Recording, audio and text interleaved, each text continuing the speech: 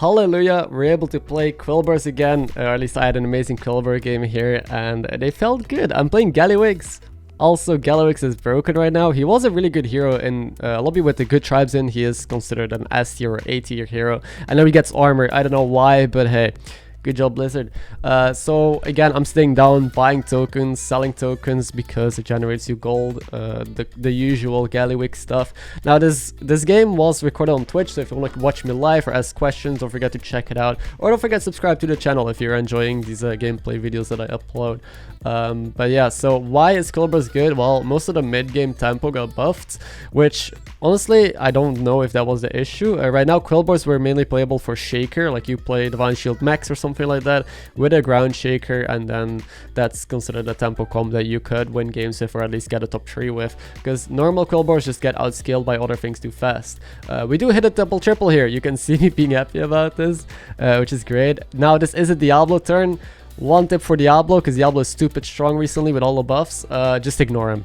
Like this turn, it would be a waste if I just play for tempo, take like a 3 drop here, or try and be as strong as possible to maybe get the spell. Like, I never get the spell here. This guy summons a 5-5. The next time we face him, he's gonna summon a 10-10 and he's gonna use all of his spells. So it's better to just ignore the Diablo turns and just play the game normal, because you might just end up screwing yourself over, like making a suboptimal player. So I'm just taking both triples, holding them in hand, taking 2 4 drops, taking some damage here. But it's worth it, because this lobby doesn't have max, meaning I don't really plan on going Quilboars. Quilboars sucks here, since Shaker comp doesn't do much. I want to go Elementals, right? That was my plan. We can hit a Dazzling Light Spawn, we can hit... well, there's a Witchwing, which is good because it's an Avenge card, and Avenge cards are good. But I want to find Refreshing Anomaly, or Recycling Wraith, I mean. I want to find Major Domo, because that's just great with Galley. Now, here, usually it's Promo Drake, but I took the taunt here, the Quilboar, because I want to try it out. Dynamic Duo got buffed, Quilboars got buffed, so I'm experimenting a lot recently with my games because of the new patch. And instead of taking Promo Drake here, which is just great, find a couple dragons, find an what's it called, Tarragolsa, and you have a direction. I'll see how this works out. We did find Tarragolsa, got a little bit punished, but I'm still sticking with it. I do decide to level here. I'm pretty weak, but I'm just milking. I'll make my board a little bit stronger, I guess, because we did get 2 cards from this Witchwing. One of them was a dragon buff, so we got a bit stronger. We're on tier 4, it's turn 6, and we'll see what happens. Yeah, so far we haven't really made use of this this dynamic duo yet. We've just been milking with this Witchwing. We got a pair onto this dragon taunt, and there's 2 Quilboars in the shop. So I would usually ignore this. I would always roll past it, but because of course I'm in the mood and in the spirit of testing new things out, I'm gonna give it a go. I instantly roll Shaker. Now again, it's not amazing Shaker lobby. There's no max, but it's still one of the best Quilboars to buff up, right? Like, what else am I gonna buff up here on this board? Now there's a Bonker. I guess that would be good to buff up, but I already bought the Shaker. So now it's looking pretty okay. We got like a standard board, but still, this usually isn't good enough to win a game or to transition out of. We are somehow on top of the lobby though, on full HP, I don't know. And we're facing Diablo now, and next turn is also a Diablo turn. So we face Diablo now, we'll see how strong he is, and then we kind of know his board for next turn, and depending on that we can either level or stay down. And see what happens, although I'm not going to pay too much attention, but maybe if he's weak I could stay down just to, like, I guess guarantee not taking too much damage. Now I do shake a little bit here, but I won't shake enough, like, too much. We have, like, we're stupid strong, right? We're crazy strong, so instead of just using everything onto the ground shaker, I'm gonna buff up my this Windfury guy, what the hell is his name? Bonker. Because if it value trades, I generate more gems. So I think I just want to have a hard carry as well, instead of just glass cannons, right? Like low HP, high attack is pretty vulnerable. We're able to deal 15 damage here to Diablo, so apparently he's not that strong. Good to know. But next turn he might use his spells though and get a lot stronger. Now, what you usually want to do from this spot on is find Divine Shield cards. So I froze for the Cyclone and I buy it, because Shaker comp technically is only good if you have like good cards to buff high attack on, mainly Divine Shield cards. I'm still taking tokens because it's free economy as Gallywix, and I found another Divine Shield card, the Quilboar, Tough Tusk, so that way if I buff it, it also buffs my duo, right? I want to have good targets for my gems still. And now I'm just selling a bunch. Again, I'm fine cycling cards, so maybe there is some cool like Gallywix Quilboar synergy, because I'm fine buying 1-drops, like the 1-drop Quilboars that gives me gems, because it's 1 gold anyway. because of my hero power. And there's a Bronze Warden. Another thing that you could do is play Shaker Comp and transition out of it into Menagerie if you find Agam, the tier 5 card that buffs multiple tribes if you gem it. So that's why I'm taking this Bronze Warden here as well. They're all great Shaker targets, like Cyclone and Bronze Warden both have Divine Shields, and Hydra is a great Shaker card because it gets high attack, and obviously that's good. And there are different tribes. If I find Agam, I can transition. And on top of that, I mainly bought Hydra in case I find the Necrolite, which is now a 4-drop that transitions or gives gems to a different card. So that way I can put the gems from the Ground Shaker onto the Hydra and just have a massive Hydra, right? So that's kind of what I'm setting up for. I have a lot of money anyway. I got 17 gold here. 17. So pretty good. I can just level then. We're up against the HysteriA, who just has 2 triples. Seems rather weak and we're healthy, so we just level. And you'll see me taking a lot of pairs, because I think from this spot on, the only logical next step is to triple into a Flat Tusk or a Cholga on tier 6, and then either commit fully onto Quilboars or find an Agam and go Menagerie, right? So I'm taking like a million pairs. I have this Bonker pair, this Stuff Tusk pair, which is good because that means the Divine Shield will be permanent if that's tripled. And I guess this Death Rattle Quilboar gem pair.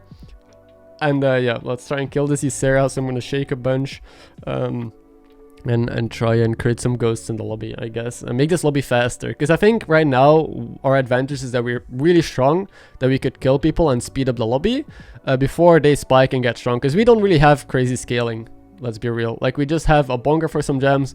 We try and get some gems every turn by buying and selling Quilboars, and that's it. We have 2 Death Rattles that give basically we don't have steady growth, I would say, instead of shaking without like max.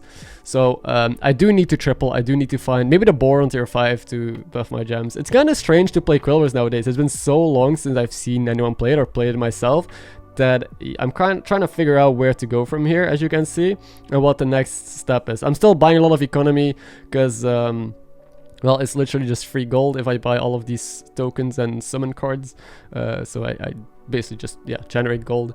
And I'm just rolling for the triples. We did hit one. We found a pair on Bonker. On Duo, which is also amazing because that's basically one of the only cards that's scaling on my board. Bonker. Why do I keep saying Bonker? Shaker and Dynamic Duo. Let's see what this Stuff Tusk is first, and it is a Flat Tusk. I snapped the kid. I could consider Max now if this game wasn't going anywhere, but the game is going well, so I'm just gonna commit onto Quilboars now. I'm selling all of these Divine Shield cards because I'm just saying fuck it, I'll play full Quilboar board instead of some sort of Shaker Divine Shield Menagerie comp. I played the Necrolite first, get a big ass Hydra, play a second Duo, shake a bit, and try and kill this George now. So we have a beautiful board now, another pair, Flat Tusk, big cleave, life is looking good. And this was a great turn. This guy doesn't have poison. He's actually not that strong. Doesn't even have a brand. He's just forcing Murlocs. And he's dead. We killed HysteriA. Now we killed George. Next up, who are we gonna kill? I guess Maiev will be, and Jandice will be the 2 hardest ones to kill because they're still relatively healthy. Well, Jandice just died. Never mind. It's a top 4 already. Cookie. Okay, we can kill Cookie maybe. Let's go 3 for 3. Find a Necrolite, which I'll still take because, well, I want to have the stats from the Shaker obviously onto maybe a Divine Shield card or probably the Hydra. Maybe try and fit a second Hydra, I don't know. Still take stuff that generates economy. There is a pair on Ground Shaker, which again, this board only really upgrades if I find more triples, because that's the best way to scale, or if I find the boar. You could consider going to tier 6, going for Cholga or a Flat Tusk. Right now I'm still rolling mainly for, you know, triples and buffs, I guess, and cycle cards, but you could definitely level here. Instead, I think I'll level next turn, try and get strong here and kill this Cookie, trying to play for a very fast lobby, and that's it. I'm gonna shake again. I think we always full shake now because we just try and kill people. No reason to hold back. Now, sometimes you can hold back here if you think the lobby is gonna go longer to save the gems against a worthy opponent who seems pretty strong. But yeah, this guy is doing double Dazzling Light Spawn Elemental stuff with a Golden Recycling Wraith. Pretty good, not good enough. 3 kills in a row. Can we go for the hat trick? Wait, hat trick is 4, right? Can we finish this off? Diablo is dead. I'm happy that Diablo is dead. Such a toxic hero since the new buffs that he got. We did find second Hydra and I was really considering it, but I don't really see how I can go for it. I bought it trying to, you know, maybe fit it in. If he triple duo, we can sell, yeah, the card that we just sold, and then I could necrolite a second Hydra. That was my initial idea, but right now I can't really afford selling the Flat Tusk since it's the most, like, the biggest gem supply I have. So I'm just gonna use this necrolite here to make my Hydra bigger. I don't want to hold on to it too much and try and, you know, maybe I can one-shot this this Maiev, although he is rather healthy. There's a triple on duo though.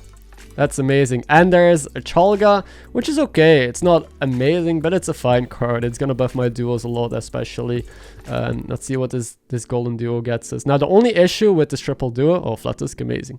The only issue with this golden duo is poison. Like, they can start putting a MarkMcKz or a Spore first, trying to kill this big-ass taunt. I do have 2 taunts. That's why I taunted the Tough Tusk as well. But... I might want to taunt extra cards just in case they lead with multiple poisons or with, like, you know, Selfless into Reborn MarkMcKz now. But yeah, this was a decent turn again. We now have double Flat Tusk, Chalga. Our taunt is 100 pretty much. We have a 60 attack Hydra here almost. Life is looking good. Now we know what his board is. My positioning was bad, but I didn't know what he had, right? So my Shaker just dies into a taunted Goldrin. My Cleave doesn't really get full value. He does have a MarkMcKz now, which is further back, and he does have Cleaves.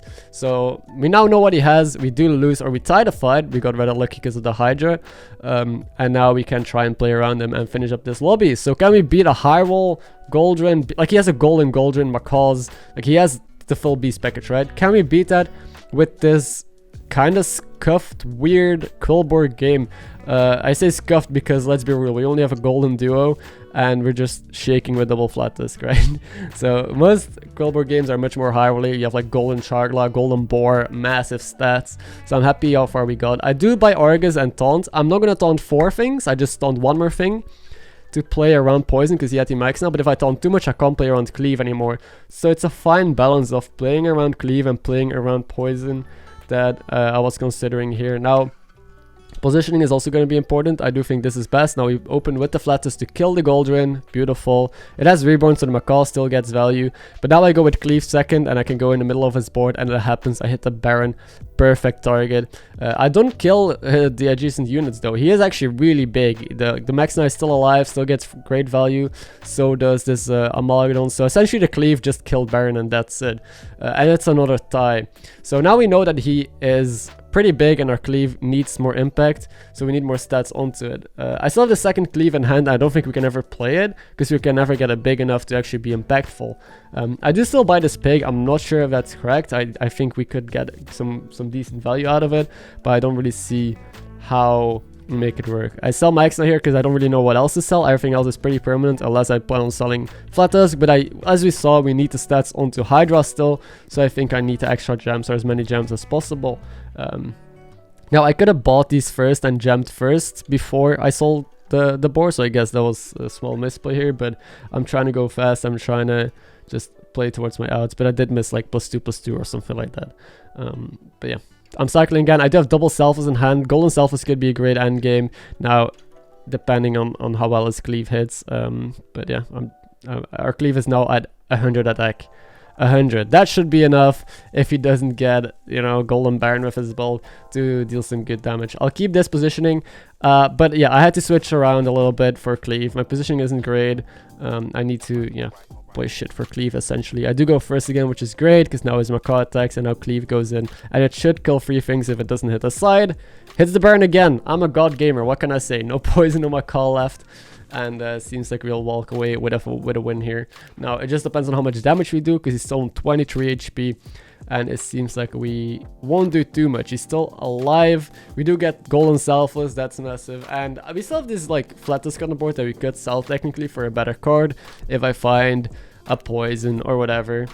We didn't triple it yet, which is kind of sad, but I'm just cycling this turn again, buying cards, generating gems. I even have a Seafood Slinger in hand.